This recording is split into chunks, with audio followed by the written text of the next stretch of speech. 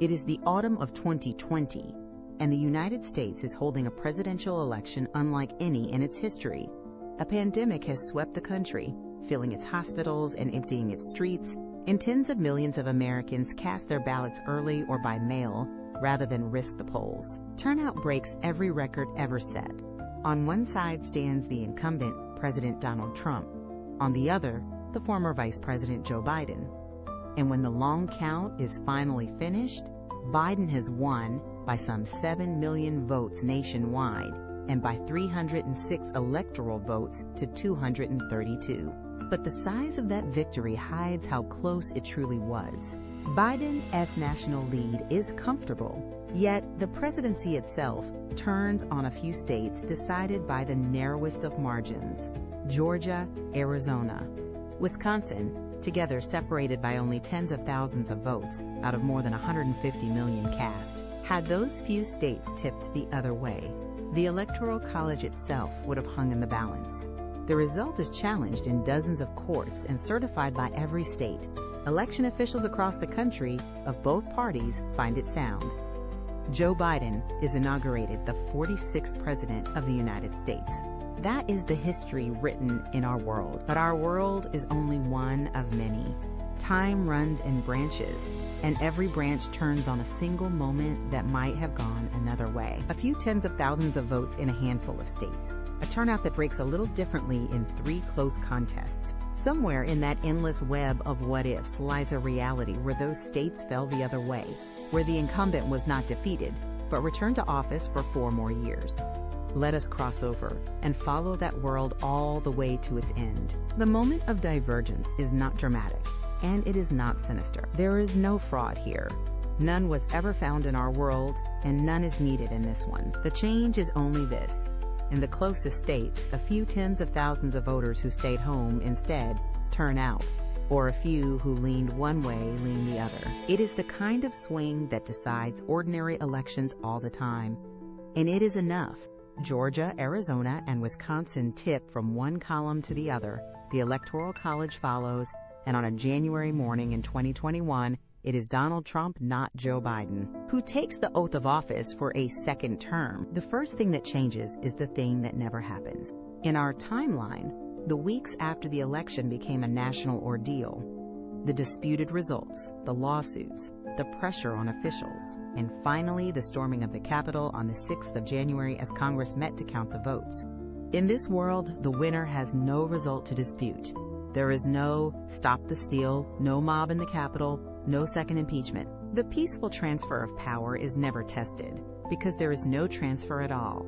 A crisis that shook the foundations of American democracy in our world simply never arrives in this one. The most immediate task of the new term is the pandemic. The vaccines, developed at extraordinary speed under a program the administration had championed, are already going into arms as the term begins, and their rollout becomes the defining project of 2021. But the approach to the rest of the crisis diverges sharply from the one our world knew. The emphasis falls on reopening quickly, on a return to ordinary life, and away from the mandates and restrictions the other path would have brought. To the president's supporters, it is the end of a long and ruinous shutdown. To his critics, it is a gamble with a virus still mutating and still killing. The pandemic ends, as it did for us, not in a clean victory, but in a slow and uneven exhaustion. Yet the road there runs differently. Close behind the pandemic comes the economy it leaves in its wake.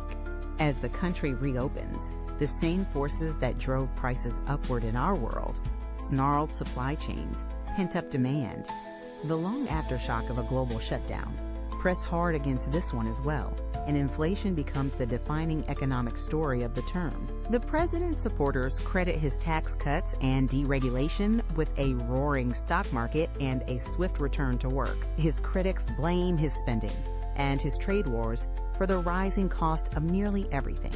As in so much of this timeline, the same numbers are read as triumph or as failure, depending entirely on where one is standing. And the argument is never settled, only handed down to whoever comes next. At home, the second term presses further in the directions the first had set. Taxes and regulations are cut again. the border becomes the centerpiece of a hardened immigration policy. And on energy, the country turns firmly back toward oil and gas, staying out of the global climate accord it had already left, rather than rejoining it as the other path would have. The federal courts tilt further still, where in our world, a retiring justice was replaced by the first Black woman ever to sit on the Supreme Court. In this one, the same vacancy is filled by a conservative in the president's own mold, deepening a majority that will shape American law for a generation. The country does not so much change direction as accelerate down the road it was already traveling. A second term carries a freedom the first did not. A president who will never again have to face the voters, unbound by any coming election. The administration moves to place loyalists throughout the government and to bend the federal bureaucracy more firmly to the will of the White House, the drive its champions call, draining the swamp and its detractors call the hollowing out of the civil service, and the legal storms that, in our world, gathered around the former president once he had left office, the investigations, the charges. The long marches through the courtrooms never gather here at all, for a sitting president is shielded by the very office he holds. Out of power, in our timeline, he stood exposed. In this one, he simply never leaves it. Abroad, the America First posture hardens into the organizing principle of the nation's foreign policy. The long war in Afghanistan still ends. The withdrawal had already been negotiated before the election, but it is managed by different hands, and its course, for better or worse, is not the one the world watched unfold in the summer of 2021, the Great Alliances strain. A president openly skeptical of NATO and freed now from any need to face the voters again, presses America's allies harder than ever to pay their own way, and the question of whether the United States would truly come to their defense in a crisis hangs heavier over Europe than it had in decades. The contest with China sharpens into the central rivalry of the age. The tariffs of the first term are not lifted but extended. The long project of pulling the two great economies apart accelerates, and the language of confrontation grows louder on both sides of the Pacific. Allies in Asia and Europe are pressed to choose a side, even as they are pressed to pay their own way, and the world inches further from the open, interconnected order of the decades before towards something more divided, more guarded, and more transactional. And over all of it looms the question this timeline cannot answer with any confidence: what becomes of Russia and Ukraine? In our world, Russia launched its full invasion in early 2022, and a remade Western alliance rose to meet it. In this one, no one can say for certain. Perhaps a president who prized his rapport with Moscow and doubted the worth of NATO would have deterred the invasion by keeping Russia guessing. Or perhaps, with the alliance weakened and American resolve in doubt, the road to war would have opened wider still. It is the great unknowable of this world, the place where reasonable people, looking at the very same man and the very same facts, see opposite futures. And then comes a turn our own timeline would not take for another 4 years. Having served 2 terms, the president is barred by the Constitution from seeking a third, and so the election of 2024 arrives as something rare in modern America, a contest with no incumbent on either side, and the most dominant figure of his era unable to run. The movement he built must find an heir, and the opposition, locked out of power for 8 long years, must find its way back.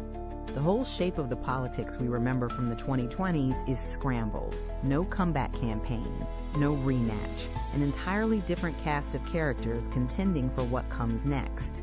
For the party out of power, the years become a long exile and a harder reckoning, shut out of the White House for what stretches into 8 unbroken years.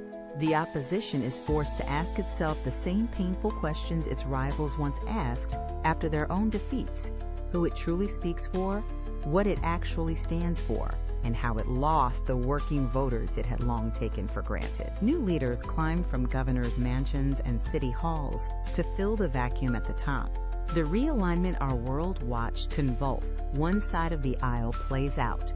In this one, on the other, the 2 parties trading the roles of insurgent and establishment, each remade by who holds power and who is left out of it. The deeper question is what all of it does to the country's faith in itself. In our world, the contested result and its violent aftermath became a wound that would not close, a standing argument over whether the system could still be trusted at all. This timeline is spared that particular wound, but it is not spared division.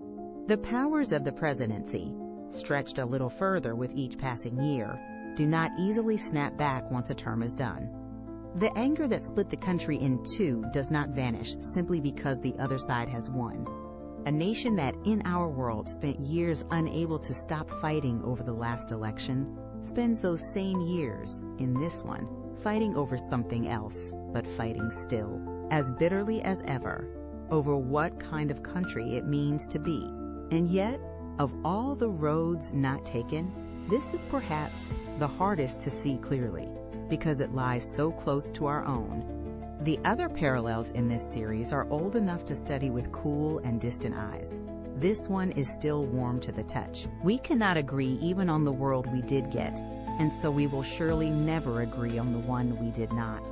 Where one person sees in this timeline a disaster narrowly avoided, another sees the steadier path the country was denied. The honest truth is that no one can follow this particular road all the way to its end with any certainty, because we are still, every one of us, living too near the fork in it. But that is the lesson the parallel leaves us all the same, the very same one that every branch of history teaches. The difference between the world we know and the one we do not came down, once again, to almost nothing, to a few tens of thousands of ballots in a handful of close states. The kind of margin that turns on the weather, on a Tuesday's mood, on whether one more person decides the trip to the polls is worth it. Whole presidencies, whole chapters of the national story, balanced on so slender a thing. That is how thin the line can be between the history we know and the history that might have been. This has been Historically Parallel.